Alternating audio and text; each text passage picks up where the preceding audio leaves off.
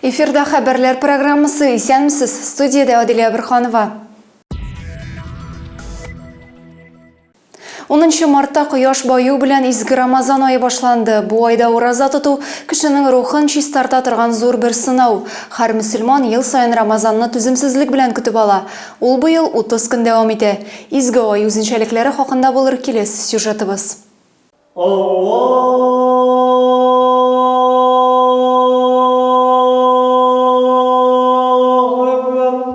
Мөселман халкы 11 марттан изге Рамазан аена кирде. Ул барлык гөнаһлардан паклану, күңелләрне сафландыру, рәхмәт һәм юмартлык ае.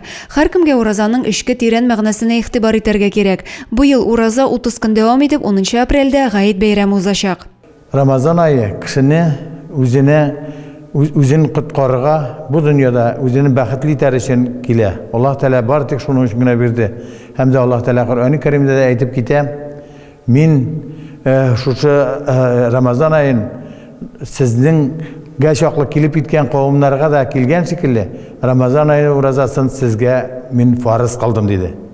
Изге ай дәвамында көндезләрен Ялчыгыл мәчетендә Коръән хәтем чыгалар. Кичләрен авыз ачканнан соң вәгазьләр сөйләнеп, тәравих намазлары укыла. Рамазанны исән-сау уздырып, игелекле эшләрдә берләшергә, гыйбадәтләр кылып ниятләгән уразаларыбызны хәвеф-хәтәрсез тотып чыгарга язсын. Бу айда бер-бер якынаябыз. Һәм дә мин чакырам шушы Зәй районындагы барча булган үзе мөселман кардәшләребезне, кемнәр дә инде килергә тели, мөселман булмаганда килеп карап тыңлап утыра алалар.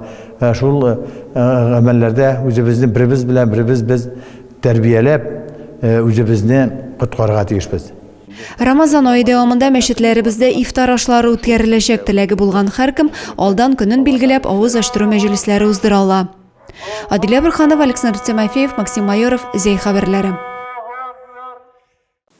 Узган атнадан Зәй урамнарында яңа автобуслар йөри башлады. 5 автобусның 4-се шәһәрдә һәм иске Зәй маршруты буенча хәрәкәт итә. Халык үзгәрешне ничек кабул итте соң? Моны белешү өчен безнең төшерү төркемендә яңа җәмәгать транспортларында йөреп кайтты.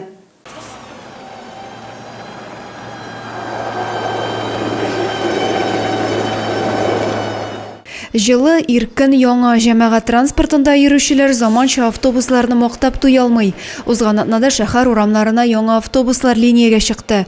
Зәй халкы өчен бу бик сөенечле, күптән көтелгән вакыйга. Транспорты гына түгел, йөртүчеләрен дә бик ачык, ягымлы диләр. Хәзерге автобуслар әйбәт инде.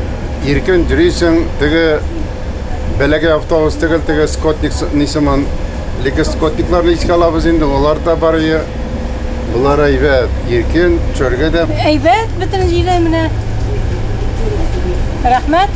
Транспорт шәһәрдә зур интервал белән хәрәкәт итми, автобуслар еш йөри башлады. Хәзер тукталышта автобус килгәнен сагалап торырга да кирәкми. Һәр кайда уңайлыклар.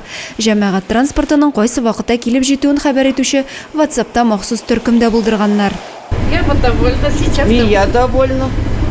Очень даже. Лишь бы там перерывов не было. Лишь бы, да, перерыв не было. Шофера были хорошие и кондуктора. Кайчандыр линиядә бер генә автобусның хезмәт күрсәтүеннән халык зарланса, хәзер шәһәрнең бер башыннан иске Зәйгә кадәр барсы 3 транспорт йөри. Бу исә җәмәгать транспортына ихтыяҗны тулысынча каплый дигән сүз. Адилия Бирханова, Александр Тимофеев, Максим Майоров, Зәй хәбәрләре. Майша бу Масленица атнасы башланды. Ул бөек пост башланыр алдыннан 7 көн алдан үткәрелә торган бәйрәм. Майша бу атнасында көн сайын коймак пешерү матур традиция. Бәйрәм коймагы пешерү күпмегә төшә. Зәйлеләр электән килгән горыф-гадәткә ничек әзерләнә? Бу хакта тулырак киләсе видео язмада. Кайсы кибеткә кермә, православие динендәгеләр йомырка, май, он ала, чөнки зур бәйрәм Майша бу Масленица башланды. Коймак пешерү өчен кирәкле ризык бәяләрен белешү өчен без шәһәрнең билгеле бер кибетенә кердек. Биредә йомыркага сайлау зур. Кайчандыр алтынга тиң булган йомырканың соңгы вакытта бәяләре дә төште. Хәзер бер дистәне 99 сумга сатып алырга мөмкин. Сөтнең дә бәяләре канәгатьләнерлек, товарга кытлык юк, хакына килгәндә литрын 36 сумга алырга мөмкин. Коймак әлбәттә майсыз булмый. көнбагыш майының да бәяләрен белештек. Әлеге товарны 79 сумга да алырга була. Кибеттә шулай ук онга да сайлау зур. Әлегенә табыдан төшкән коймак белән сыйлану өчен теләге булганнар кайнатма, джем, коймак ише әйберләргә өстенлек бирә. Аның ише товар белән дә кибет киштәләре тулган. Май чабуга коймакны натураль продукттан пешерергә теләүчеләр исә урамдагы базарда сайлана. Православие халкының әлеге йоласы 7 көн буена билгеләп үтелә. Атнаның һәр көне исемләп бүленгән. Ә инде май чабу атнасының соңгы көне зур бәйрәмгә әверелә. Май чабу бәйрәмен шәһәрнең маскировка шелтәре үрүчеләр төркемендә билгеләп үтте. Һәр кайсы өендә бәйрәм коймагы пешереп, игелекле эшкә килгән.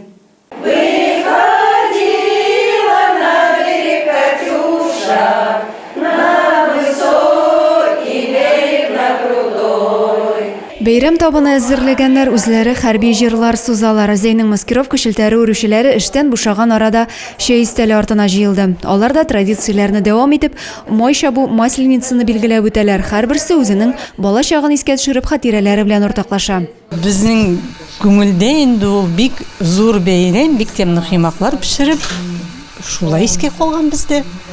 Хәзер дә шулай инде. Масленица да коймак кына пешермиләр бит әле алар. Элекеге менә без үскән чакларда, чорларда бик кызыклы уеннар оештыралар иде. Особенно элек бит инде мондай артезианскийлар юк, чиләк белән су ташып багана куялар, аны закрепляли. Yani emалированный çilekне тутырып изелгән коймак. Кунакларга пешереп тора, бездә инде коймак дип аталадыр вакытта кереш халкында. Yani пешереп тора, аша бетереп баралар.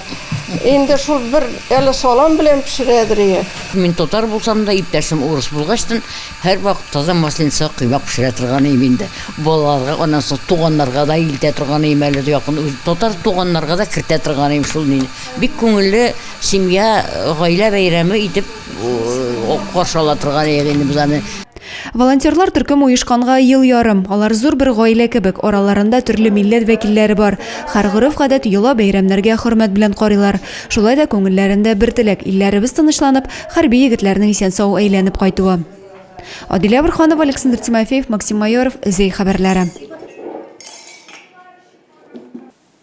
Аксар авылында яшәп иҗат итүче Сөенеш Галимованың йортында чын картиналар галереясы. Бер бүлмәдә майлы буяулар белән ясалган натюрморт, икенче якта пейзажлар урын алган. Барысы да күңел җылысы белән башкарылган. Оста куллы якташыбыз матурлыгын безнең иҗат төркемендә төшереп кайтты. Менә натюрмортлар. Аксар авылында яшәүче Сөенеш Галимованың йортында һәр бүлмә үзе ясаган картиналар белән бизәлгән. Сөенеш ханым белеме буенча педагог, 33 ел Аксар мәктәбендә математика, биология укыта. Шулай ук укучыларны рәсем ясау нечкәлекләренә дә өйрәтә. Лаеклы ялга чыккач кына ныклап картиналар ясауга алына. Эшләр күп булганлыктан рәсемгә бик игътибар бирелмәде тирәнтенендә. Барыбер хыялымда утырып, онытылып рәсем ясыйсым килгән. Пенсияга чыкканнан соң инде менә бу телекне инде тормышка ашыру максатыннан үзем интернеттан рәсемнәр карап, туктале ясый башлыйм әле, ясап карыйм әле дигән уй белән ясый башладым инде. Рәссамның иҗат галереясында натюрмортта, пейзажны да күрергә мөмкин. Берсендә сусыл җимешләр, икенче якта табигатьнең гүзәл мизгелләре сурәтләнгән. Махсус онлайн дәресләрдә укып осталыгын да арттыра ул. Мен бу картина төне буе ясадым. Өлгерим дип, чөнки бу картинаның дәресен миңа бирделәр бушка, акчасыз. Ясап кар әле, ясый алырсыз микән, ошар микән дип. Останың эшләр сандыгында 100-гә якын иҗат җимеше саклана. Күпчелек картиналары майлы буяулар белән ясалган. Ә палитрасында барысы 7 буяу, шуларны үзара кушып төсләрне уйната. Һәрберсендә кабатланмас осталык, күңел җылысы сизелә. Рәсем матур килеп чыксын өчен аны оста итеп ясау гына аз. Иң мөһиме йөрәк җылысын салып, эшне яратып башкару мөһим ди ул. Сөенеш Галимованы бигрәк тә көзге табигать илһамландыра. Көз көне бит инде бакча эшләре күп, авыл җирендә бит инде. Менә сентябрь ахырларында минем уже менә шушында күңелдә ясыйсы килә торган уяна менә ниндер теге кисточка алып нәрсәдер ясыйсы килә башлый инде. Көзен кышкы кичләрдә иҗат белән мавыкса, җәй көне Сөенеш Галимованың бакчасы гөлчәчәккә күмелә. Хәзер исә тәрәзә төпләре тутырып үсентеләр тәрбияли. Адилә Бирханова, Александр Тимофеев, Максим Майоров, Зей хәбәрләре. Шуның белән бүгенгә хәбәрләр чыгарылышы тәмам. Мин сезнең белән сау булышам. Исән-имин булыгыз.